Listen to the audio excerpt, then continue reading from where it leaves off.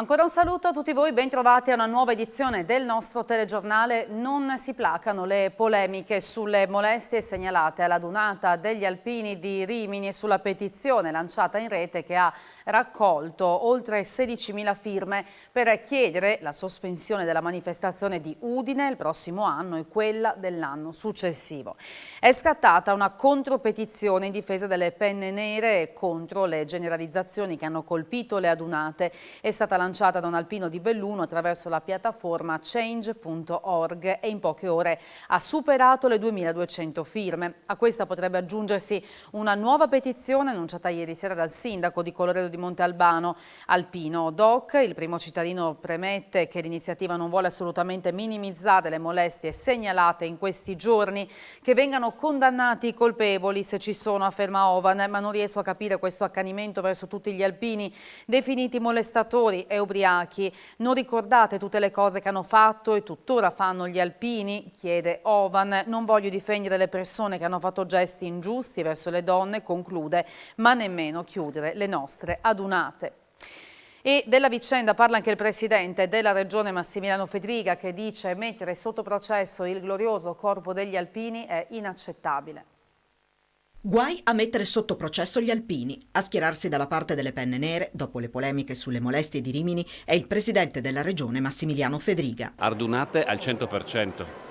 Penso che se qualcuno si è comportato male deve pagare, ma mettere sotto processo, come purtroppo sta avvenendo da parte di una frangia, e il glorioso colpo degli alpini lo ritengo inaccettabile. Io difendo gli alpini, li ringrazio per quello che hanno fatto e soprattutto per quello che rappresentano. A margine dell'inaugurazione a Trieste di Olio Capitale, Fedriga interviene anche sul tema delle accise sui carburanti. Non ci sono novità da parte del governo, spiega, ma la regione continua a fare la propria parte. No, non abbiamo notizie dirette. Noi come Regione Autonoma Friuli Venezia Giulia proseguiamo fin quando c'è la necessità con lo super sconto, per cercare ovviamente di contenere il più possibile i prezzi. È ovvio che in un momento come questo i numeri alla pompa di carburante devono essere contenuti, perché altrimenti rischiamo di andare incontro a quello che avevamo visto qualche mese addietro, ovvero il blocco per esempio soltanto del commercio interno e della possibilità di spostare le merci, quindi questa è un'emergenza sicuramente.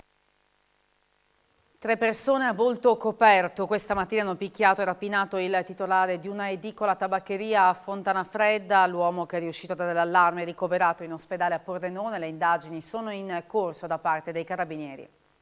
Aveva da poco aperto la sua edicola tabaccheria in via Carducci a Fontanafredda quando, attorno alle 6:40, sono entrate 3 persone a volto coperto, non armate, che gli hanno intimato di consegnargli i soldi della cassa. Claudio Turchet, il titolare, deve avere in qualche modo reagito, tanto che i 3 rapinatori lo hanno picchiato pesantemente prima di arraffare quel che hanno potuto, non cifre elevate, lasciando parte dell'edicola a soqquadro e fuggendo. È stato lo stesso Turchet, seppure molto sofferente per le botte, ad allertare il 112. L'uomo è stato subito soccorso dal personale sanitario e portato d'urgenza all'ospedale di Pordenone, dove è tuttora ricoverato, non in pericolo di vita, ma con contusioni molto importanti in diverse parti del corpo.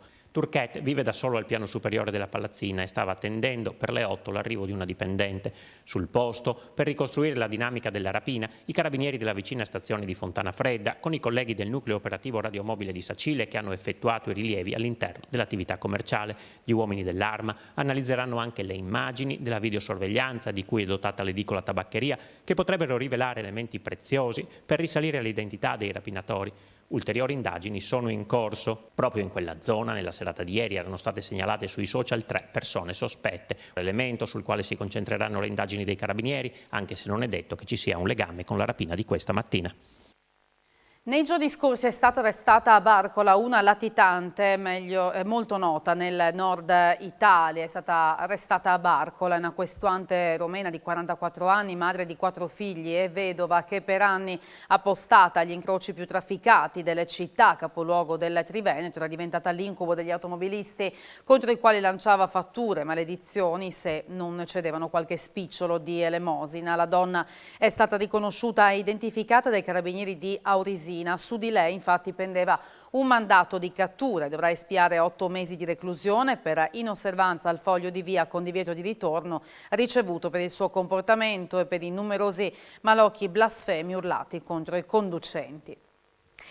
Le ricadute positive a largo raggio dei progetti pilota delle comunità energetiche analoghi a quello avviato a Udine nella zona sud-ovest si potranno avere solo quando saranno tolti i limiti determinati dall'attuale legislazione in materia, emerso dal convegno che si è svolto in Sala Iace a Udine.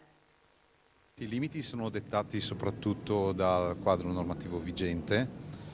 Sappiamo che è un quadro in costante evoluzione e le aspettative sono alte.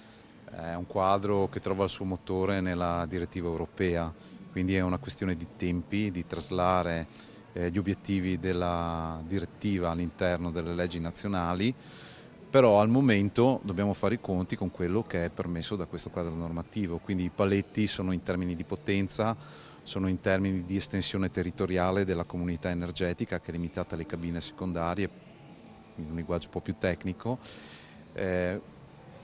La morale è che si possono costituire le comunità energetiche, ma per questi vincoli normativi sono piccole comunità energetiche limitate nella potenza.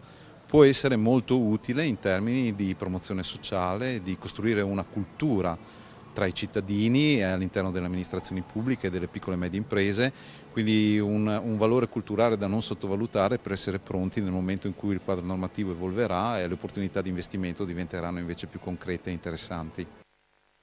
Ammontano a 140.000 euro i fondi raccolti grazie alla generosità dei friulani già affidati a Caritas Ucraina per interventi di emergenza, mentre sono 170 i profughi che hanno ricevuto accoglienza nel nostro territorio tra il seminario di Castellerio e il resto del Friuli. Sono i dati salienti resi noti oggi dalla Caritas diocesana di Udine, che è impegnata in diverse iniziative e attività a sostegno delle persone in fuga dalla guerra. Dall'inizio del conflitto la Caritas ha aiutato oltre 500.000 persone anche nelle città più colpite dai bombardamenti. Sono state inviate circa 500 tonnellate di aiuti di prima necessità in tutto il paese, assicurando ogni giorno 23.000 pasti caldi. In Friuli la Caritas diocesana di Udine sta accogliendo circa 170 persone, ha occupato circa la metà dei posti disponibili. Il flusso ora è rallentato, ha spiegato il vice direttore di Caritas Udine Paolo Zenarolla, anche se iniziano ad arrivare casi più complessi come ad esempio famiglie con figli disabili, e Zenarolla ha evidenziato anche lo sforzo di accoglienza delle scuole. A Pagnacco, ad esempio, sono stati accolti gli oltre 30 bambini che ora vivono a Castellerio. Il tetto in legno di un'antica casa colonica è andato in fiamme questa mattina a Palazzolo dello Stella, un incendio agevolato dal gran caldo che ha coinvolto una struttura rurale fortunatamente disabitata da molti anni in stato di abbandono. L'incendio è partito alle 11:15, ha richiesto l'intervento di squadre dei pompieri da Latisana e da Portogruaro. Lo stabile è stato bonificato e messo in sicurezza.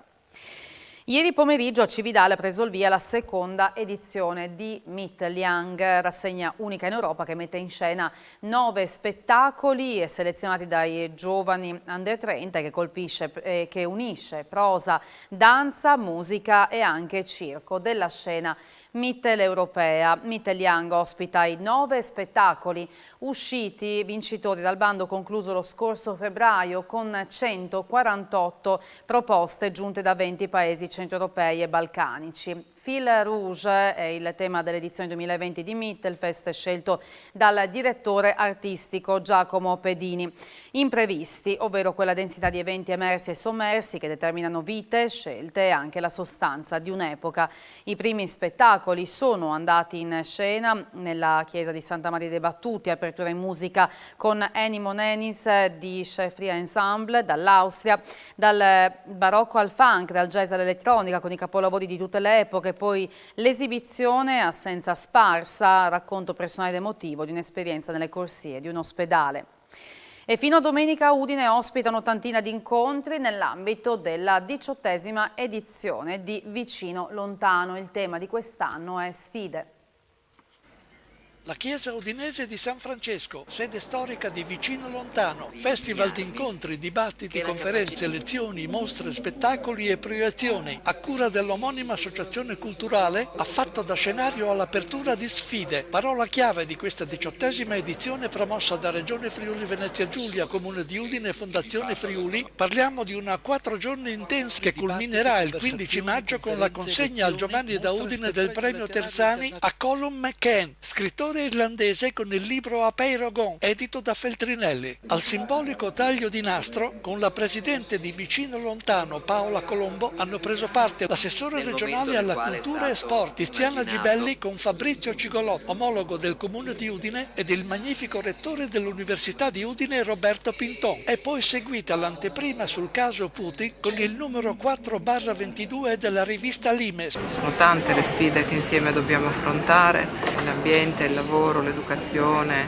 i diritti, ma la guerra ha bussato di nuovo alle porte dell'Europa portando una nuova sfida alla democrazia, al diritto internazionale. Quindi anche la geopolitica è una parte importante, in modo particolare in questa prima giornata del festival, per cercare insieme di trovare il bandolo della matassa attraverso il filo della conoscenza, che è l'unica che ci può portare fuori dal labirinto in cui siamo. È tutto per questa edizione, tra poco In Giro vi porta nelle valli del Torre in attesa del Giro d'Italia e poi a seguire. A voi la linea, grazie per averci seguito e a più tardi.